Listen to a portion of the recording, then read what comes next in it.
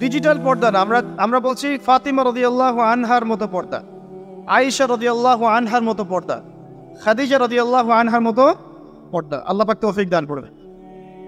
সহজ চারটা কথা আপনাদেরকে বলে দেই, মা বোনদেরকে বলছি। পোশাকটা এমন হবে না, আপনার পোশাকটা এমন হবে না যে পোশাকটা পরেও গায়ের কাঠামো বোঝা যায়। এক নম্বর কথা, ফুল স্টপ।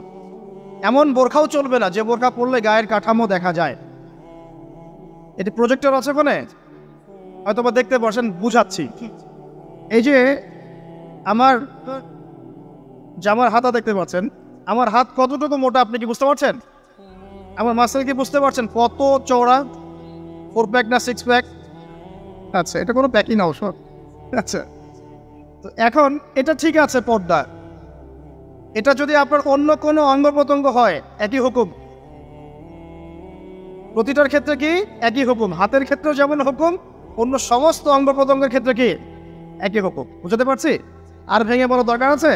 আচ্ছা, এখন যদি এই কাপড়টা এমন হয় যে কাপড় পরেও আমার হাতের কাঠামোটা এভাবে বোঝা যাচ্ছে, দেখেন এখন বোঝা যাচ্ছে যে আমার হাত কতটুকু মোটা কতটুকু পাতলা, এই পর্দা চলবে না, এই বোরখা চলবে না। এটা 1 নাম্বার। 2 নাম্বার কি?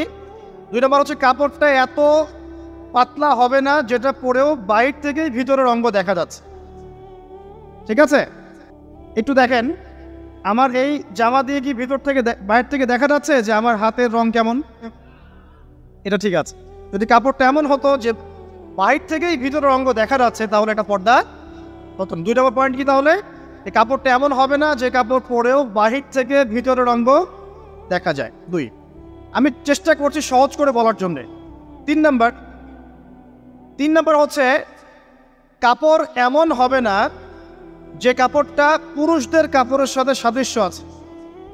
আপনি টি শার্ট, গেঞ্জি, স্কিন প্যান্ট বা পুরুষরা যে পোশাকগুলো পরে এগুলো পরতে পারবেন না। কথা কি বুঝতে পারছেন? এটা 3 নাম্বার। আর 4 নাম্বার হচ্ছে অমুসলিমদের সংস্কৃতির সাথে, তাদের ধর্মীয় কালচারের সাথে সাদৃশ্য আছে এমন কোনো পোশাক আপনার পরা যাবে না। এটা ছেলে মেয়ে উভয়ের জন্যই বলছে। কয়টা বললাম মূলনীতি ভাই? 4টা। মা বোনকে শেখাতে পারবে তো ইনশাল্লাহ?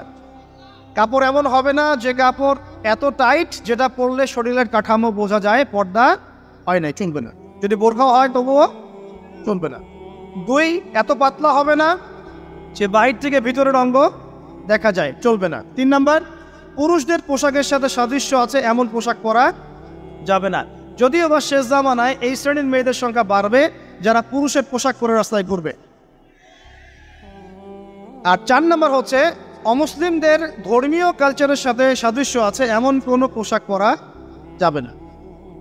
3 নাম্বারটার ক্ষেত্রে একটা কথা বলে দেই যে নবী সাল্লাল্লাহু আলাইহি ওয়াসাল্লাম বলেছেন শেষ জামানায় এক শ্রেণীর মেয়ে বের হবে। শেষ জামানা বলতে আসলে ওই জামানায়, নবীর জামানায় তারা ছিলেন না, তারা পরবর্তীতে কোনো জামানায় আসবেন, যেটা আমরা এখন দেখতে পাচ্ছি। তো এমন এক শ্রেণীর মেয়ের কথা বলা হয়েছে যে যারা কাপড় পরেও নগ্ন থাকবে। কি থাকবে?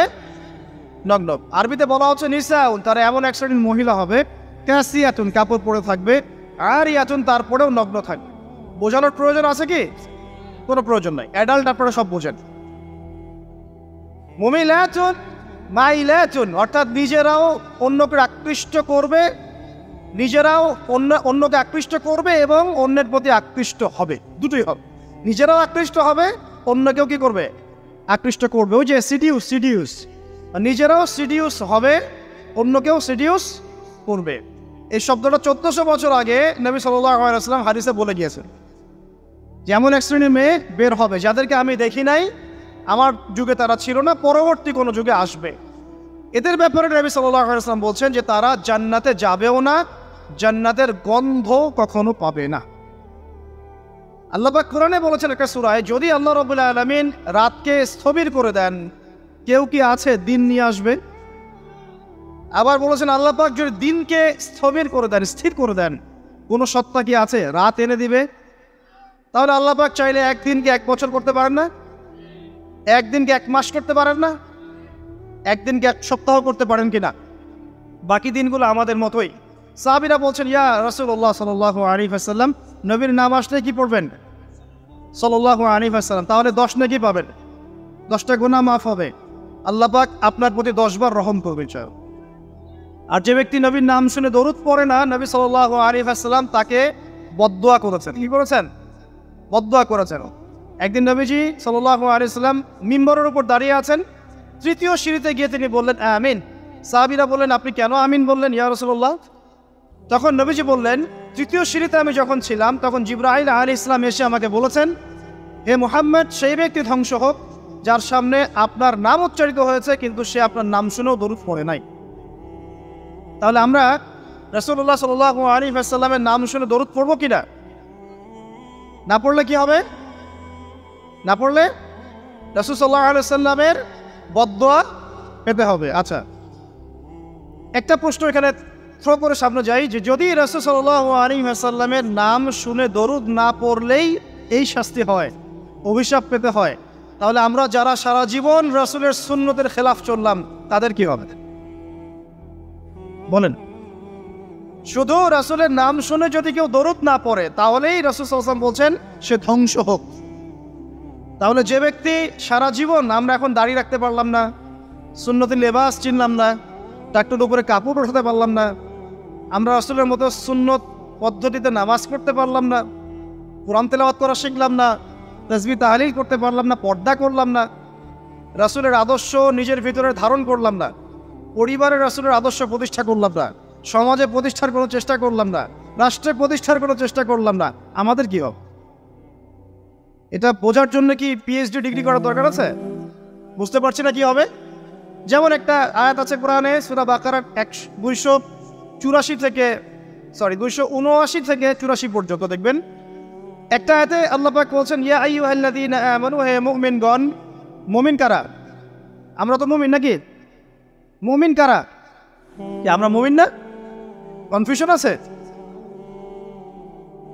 মুমিন কারা? যারা 6টা পিলারে বিশ্বাস করে। কয়টা পিলার? 1 নম্বর আল্লাহ বিশ্বাস করে না দেখেই। 2 নম্বর আল্লাহ পাকের ফেরেশতা মণ্ডলীর প্রতি বিশ্বাস করে না দেখেই। 3 নম্বর আল্লাহ পাকের সমস্ত আসমানি কিতাবে বিশ্বাস করে না দেখেই।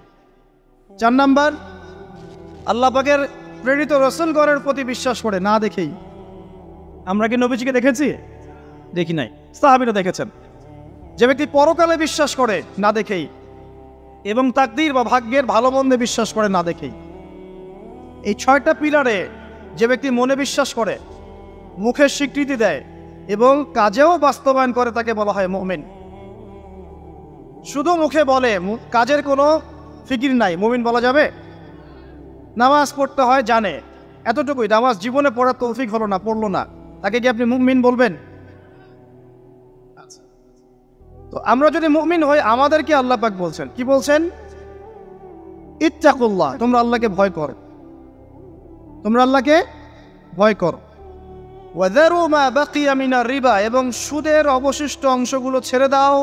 ইন কুনতুম মুমিনিন, যদি প্রকৃত অর্থেই তোমরা মুমিন হয়ে থাকো। তারপরে আল্লাহ পাক বলছেন ওয়া ইল্লাম তাফআলু, তোমরা যদি সুদ না ছাড়ো। কি না ছাড়ো?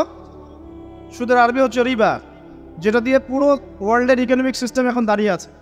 তোমরা যদি সুদ না ছাড়ো তাহলে কি হবে? ফাআযানু বিহারবিন মিনাল্লাহি ওয়া রাসূলিহি, তাহলে আল্লাহ এবং তার রাসূলের বিরুদ্ধে যুদ্ধের ঘোষণা শুনে রাখো। এখন আমাকে বলেন, মুমিন ব্যক্তি যদি, মুমিন হোক আর কাফের হোক আর যেই হোক, সে যদি আল্লাহ এবং তার রাসূলের সাথে যুদ্ধ করে সে কি পরকালে নাজাত পাবে? মুসলিম হয়ে কালিমা পড়ে সুদ খেয়ে যদি আল্লাহ এবং তার রাসূলের সাথে যুদ্ধ করে সে কি কবরে প্রশ্নের উত্তর দিতে পারবে? সে হাউজে কাউসারের পানি পাবে? সে নবী সাল্লাল্লাহু আলাইহি ওয়াসাল্লামের সুপারিশ পাবে? এতটুকু বোঝার জন্য কি আমার পিএইচডি করার দরকার আছে? ঠিক একই কথা, যদি আমরা নবীর নাম শুনে দরুদই না পড়লাম তাহলেই ধ্বংসের কথা বলা হচ্ছে। আর সারা জীবন যদি আমরা রাসূল সাল্লাল্লাহু আলাইহি ওয়াসাল্লামের আদর্শের খেলাফ চলি তাহলে কি আমাদের পরকালটা শুভ হবে? কি মনে হয়? অতএব আজকের প্রথম নসিহত অনেক হবে ইনশাআল্লাহ। জীবনের প্রতিটা ডিপার্টমেন্ট, আপনার ইবাদত, পরিবার, সমাজ এবং অন্যান্য সেক্টরগুলো, বিশেষ করে অর্থনৈতিক সেক্টরটা রাসূলুল্লাহ সাল্লাল্লাহু আলাইহি ওয়াসাল্লামের আদর্শে ঢেলে সাজানোর চেষ্টা করেন। আল্লাহ পাক তৌফিক দান। পারা যাবে ইনশাআল্লাহ? যাদের দাড়ি নাই রাখবেন তো আজকে ইনশাআল্লাহ? টাকনোর উপরে কাপড় উঠবে ইনশাআল্লাহ?